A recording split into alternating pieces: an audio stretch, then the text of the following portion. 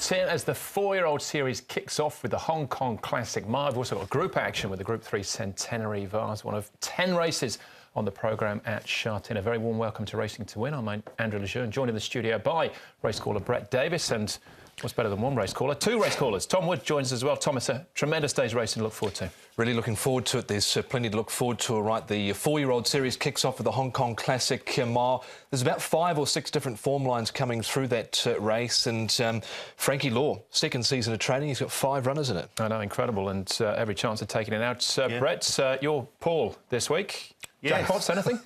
Beg your pardon? Any jackpots? No jackpots to report, Andrew, but rail in the B+2 position. We've got a couple of races on the all-weather. As Tom's highlighted, there's a whole lot of different form lines coming into the Classic Mile. It's actually got a bit of a different feel to it this year. There's so many high-quality 4-year-olds going around in Hong Kong this season that not all of them are there. There'll be some going straight to the Classic Cup. So we're going to get a different feel again when that race comes up. But Dark Dream on ratings is the one to beat, but of course he secured that rating over a longer distance. Certainly did, yes, as well. We've got 2 races on the weather, Tom, and Regency Legend, something to look forward to early on the programme too. Yeah, he goes round at about race 3, I think, from memory, 2 or 3 anyway, and he was very good last start, and he did return with blood on the trachea last time out, so there was a little bit of an issue, but he's shown that what he's done here so far, he's high quality. Certainly is. All right, we'll look forward to him, though, but plenty to get through as far as Sunday's programme is concerned. It is meeting number 41 of the season. 2 races on the all-weather, covers race 5 and 6. One of them a feature race, in actual fact. The Pokoi Cup is a good one. We kick things off with a Class 4 over the 2,000 metres. 8 will go to post, headed by Salto Olympico. Down in class, up in trip, Derek Long from Barrier 2. You have my word, one of this trip, or this course over the 1,800 metres in November. Bring it on, a course and distance winner. 2 starts back, good days, gets the blinkers back on. Ty Smart, runner-up last time out. Amazing agility, 2 wins, both been at the mile. Le Panache, course and distance winner, but in Class 5 company. A romantic journey on the quick backup from Wednesday night. We didn't run too bad. Slow speed here with Salto Olympico, as Andrew mentioned, back in grade, up in distance. He's been running over 1,400 and 1,200 metres. His only win came at Happy Valley over 1,800 metres, and he was up on the pace on that occasion. Romantic Journey, he was well back last time out, but expect him to race a little bit further forward this time round. Good days, bring it on, not far off the pace with Le Panache. He's an interesting runner, isn't he? Salto Olympico, as you mentioned, Tom, had the 1 run in the Class 4 a win. He worked here on the 24th. He had a gallop as well on the 22nd. He seems to be going nice enough in the mornings, but he does need to lift, certainly on the form exposed on the race book, but he's in the right grade. This horse going really well, amazing agility. He's won 2 races, those races off 71 and 72. Here he is on a rating of 50. Joe Moreira will jump aboard. He'll go into the race 5th up. Work suggests that he should go pretty close. And Le Panache has been racing quite well all season. Just had the 1 win, but 4/3 from his 5 starts, so he's been very consistent.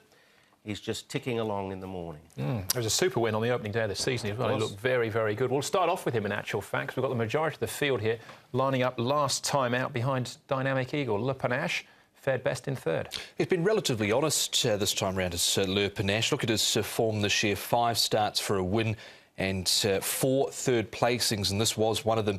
This was the race that was eventually won by Dynamic Eagle down the outside. He had a tough run 2 starts ago, and he just hasn't been too far away. Douglas White, Chris So, they've teamed up this year for 3 wins from their 46 attempts, and I think he's not without a chance here. Yeah, the other horse in this race I think is worth taking note of is Ty Smart. Following this, he went to the Valley and ran a much better race. He'll stay all day, and last prep he took sort of 4 or 5 runs before he started to really show any signs of form, and here he is going in with 5 under the belt.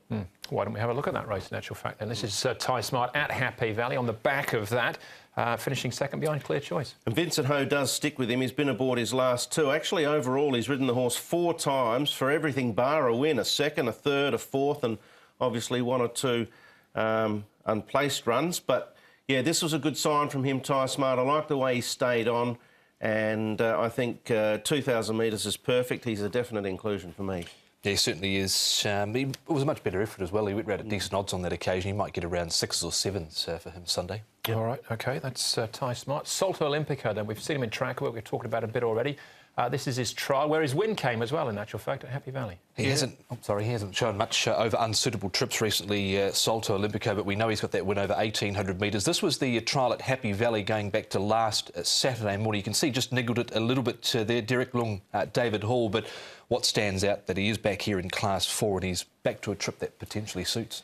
Yeah, there's a lot of ticks alongside of his name. I'm just not sure whether that form so far this season and that trial's strong enough to suggest that he's going as good as he could possibly go. All right, amazing agility, our favourite at this stage. I think he probably is the one to beat as well, Andrew. I ended up siding with him. I have thrown him in the tips on an each-way basis a couple of times already this season, but I like that bit of work leading in. Joe jumps aboard. He looks fit, ready to go, well-rated. Ty's smart for the reasons I mentioned before. Bring It On's been consistent all season. And you touched on Romantic Journey, ridden quietly at the Valley during the week. He did run much better, but now he's back into 4. I hope they use the same tactic, actually, because it's the best I've seen from him when ridden patiently.